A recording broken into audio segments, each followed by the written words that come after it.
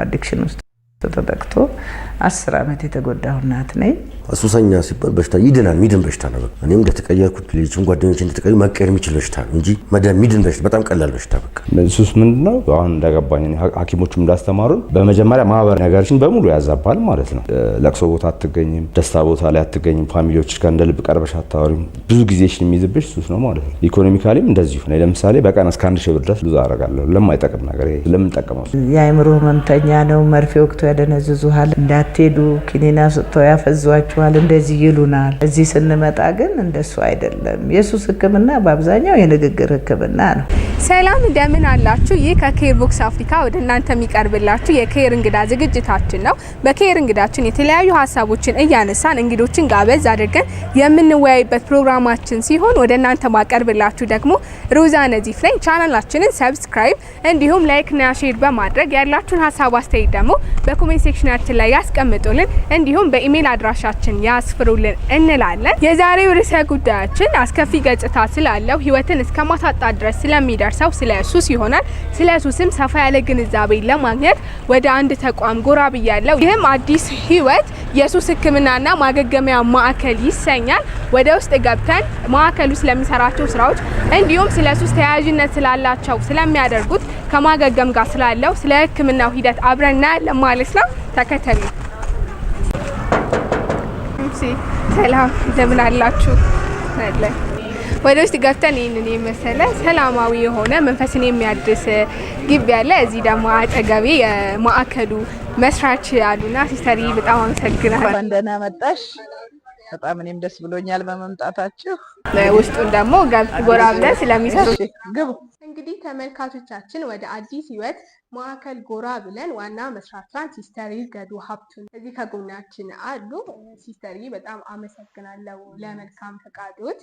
ወደ መጀመሪያው ጥያቄ እንትና እስኪ ስለ ማዕከሉ እንዴት ተመሰረተ፣ መቼ ተመሰረተ፣ አጠቃለው ደግሞ አሁን ያለበትን ደረጃ ቢያብራሩልን አጠር አድርገው። እሺ፣ እሷ እንደተናገረችው ሲስተር ይርገዱ ሀብቱ እባላለሁ። የአዲስ ህይወት የሱስ ተጠቂዎች ማገገሚያ ማዕከል መስራች ነኝ። እንዴት ተመሰረተ የሚለው ያው ችግሩ የኔን ቤት ስላንኳኳ ነው። አንዳንድ ጊዜ የተለያዩ ሰዎች ለበጎ ስራ የሚነሱበትን ያው ታውቃላችሁ እናንተ ከራሳቸው ችግር በችግር ውስጥ ያለፈ ሰው ለዛ ነገር ትልቅ እንትን አለው ብዬ አስባለሁኝ። እና በዛ ችግር ውስጥ ስላለፍኩኝ ከልጆቼ አንዱ አዲክሽን ውስጥ ተጠቅቶ 10 አመት የተጎዳሁ እናት ነኝ።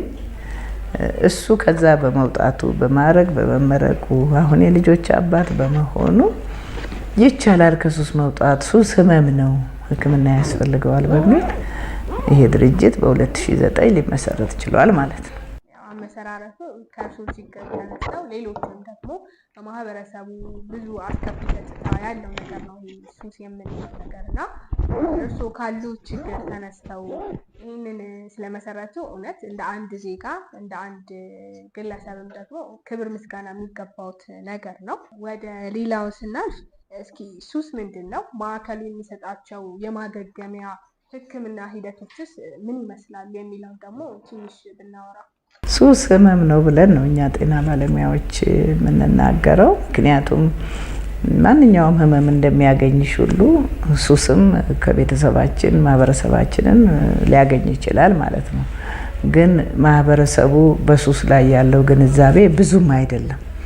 ስለዚህም ቤተሰቦች ለሱስ ሲጋለጡ እናደዳለን፣ እንበሳጫለን፣ ሚስጥር አድርገን እንይዛለን ወይም እናሳስራለን፣ ወደ ህግ እንሄዳለን። ግንዛቤው ኖሮን ግን እንደማንኛውም ሰው ሊያገኘን ስለሚችል ያ በቃ ለልጅ ያጋጥሙታል ወይም ተዳሪ ውስጥ አጋጥሞኛል ብሎ ወደ ህክምና ማዕከል መውሰዱና ህክምና ቢያገኝ ግን ሊታከም የሚችል ነው። ሱስ በተለያየ ምክንያቶች ውስጥ ልጆቻችን ቤተሰባችን ሊጋለጥ ይችላል። በጊዜ ግን ወደ ጤና ተቋማት ወስዶ መፍትሄ ማግኘት ይቻላል ብዬ አምናለሁ። ተመልካቾቻችን በአዲስ ህይወት የሱስ ማገገሚያ ማዕከል ተገኝተን ከተለያዩ ሰዎች ጋር ውይይት እያደረግን እንገኛለን። አሁን ደግሞ አጠገቤ እዚሁ ማዕከል ውስጥ የህክምና ሂደት ውስጥ ያለ አንድ ታካሚ አለ። በመጀመሪያ ፈቃደኛ ሆነክ እዚህ ስለተገኘህልኝ ከልብ አመሰግናለሁ። ራስን ከማስተዋወቅ ብትጀምርልኝ ደስ ይለኛል። ስሜ ቶማስ ጥበቡ ነው። እዚሁ አዲስ አበባ ነው የምኖረው። እዚህ አዲስ ህይወት ውስጥ የሱስ ማገገሚያ የተከታተልኩ እገኛለሁ። እሺ ቶማስ፣ ወደ ሱስ የገባህበት ምክንያት እና ለምን ያህል ጊዜ በምን አይነት ሱስ ለምን ያህል አመታት አስቆጠርክ የሚለውን። ሱስ የጀመርኩት ያው ሃይስኩል አካባቢ ነው። ወደ 13 አመት አካባቢ ተጠቅሜያለሁ። የጫት ሲጋራ እንዲሁም ካናቢስ ወደ 13 አመት አካባቢ ማለት ነው። አሁን 3 ወር ሆኖኛል እዚህ ከገባሁ። ጥሩ ክትትል እያደረኩ ነው። ምንም ጥሩ ነው ያለው ነገር። እሺ ፈቃደኛ ስለሆንክ ከልብ አመሰግናለሁ። ያው እዚህ አዲስ ህይወት የሱስ ማገገሚያ ማዕከል ነው የተገኘ ነው እና አንተም የአገልግሎቱ ተጠቃሚ ነህ። እስኪ ወደ ሱስ የገባህበት ምክንያት እና ምን ያህል ጊዜ በሱስ ውስጥ አሳለፍክ የሚለው እስኪ ትንሽ ብትነግረን። ወደ ሱስ የገባሁት ምክንያት ያው ጊዜ ማሳለፊያ ብለን ነው የምንገባው አብዛኞቻችን፣ ወይ በጓደኛ ምክንያት ይገባ ይችላል። አጠቃቀሚ ያው እንደ 10 ዓመት 12 ዓመት ይሆነኛል። ከዛ በኋላ ወደዚህ ህክምና ማዕከል መጥቻለሁ። ከዚህ ህክምና ማዕከል ደግሞ ያው የሚገባውን ህክምና እያገኘሁ ነው ማለት የአእምሮ ህክምና ላይ ሳይካትሪስቶች አሉ። በዛም ህክምና እየተጠቀምኩ ነው ማለት ያው ይህን ስልሽ በአንድ ጊዜው ሰው ፍጹም አንሆንም። ያው በሽታው በአንድ ጊዜ ያነጫነጫል። ሱስ ያለበት ሰው ይነጫነጫል። ያምጣምጣም የሚሉ ስሜቶች፣ ሲጋራም ያሰኝሻል፣ ጫቱም መጠጡም ብዙ ነገሮች ያስቸግራል።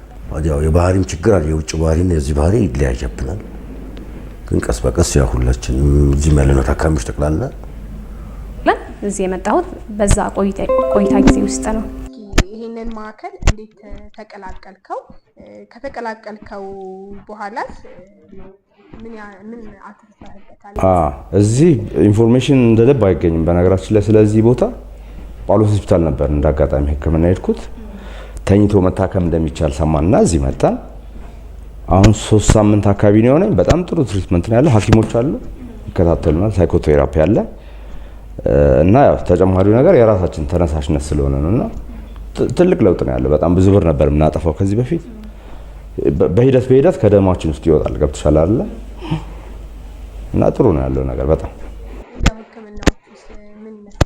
ህክምናዎቹ እንግዲህ ቅድምም ልጆቻችንን እንዳነጋገርሻቸው እንዳየሻቸው ብዙ ማህበረሰብ የሱስ ህክምና ያለም አይመስለው።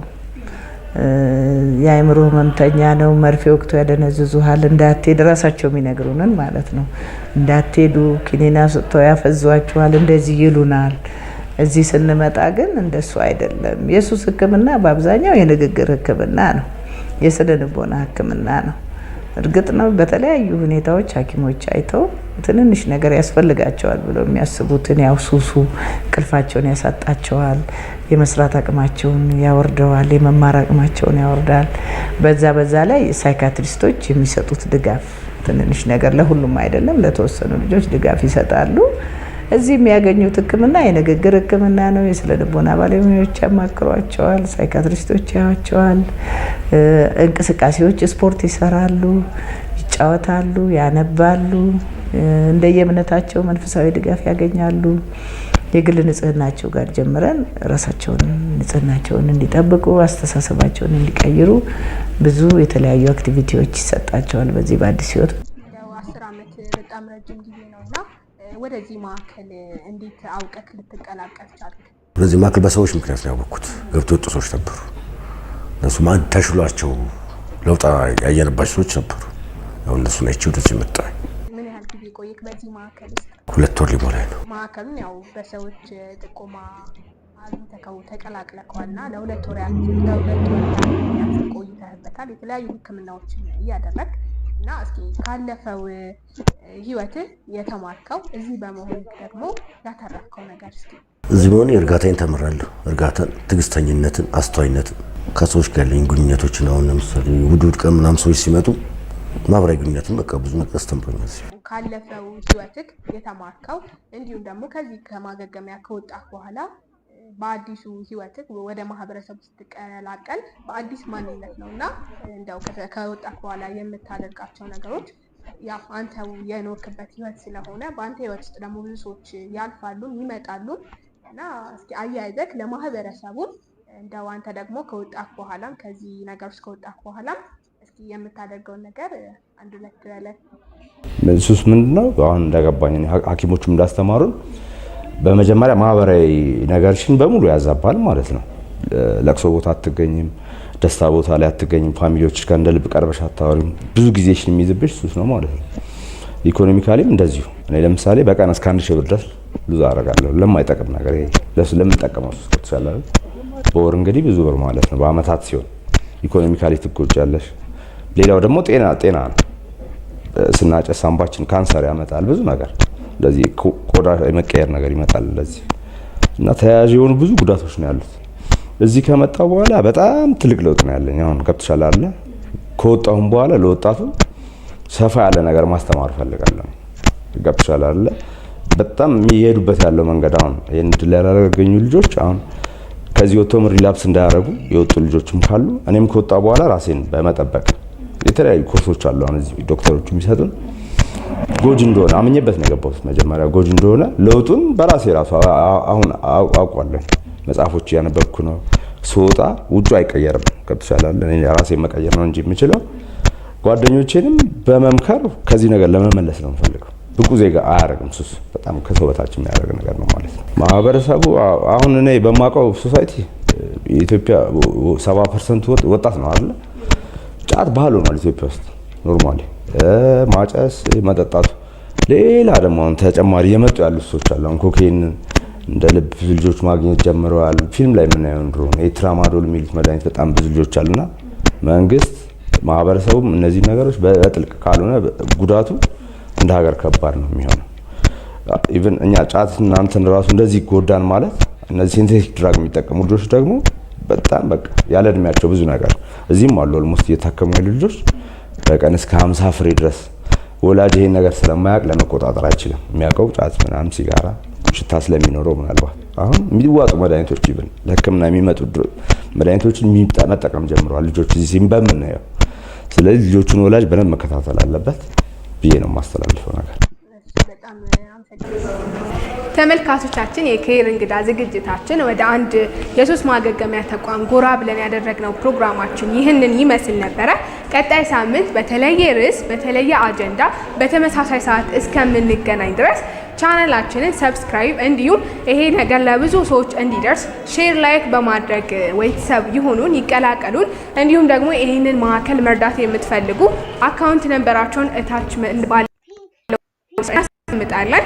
የበኩላችሁን የመንግስት አካላትም የግል ባለሀብት ሁላችንም ልንደግፈው የሚገባ ተቋም ነውና ሁላችሁም እንድትደግፉት ጥሪ አስተላልፋለሁ። በኬር ቦክስ አፍሪካ ስም ስለነበረን ጊዜ ከልብ አመሰግናለሁ። ቻው ቻው።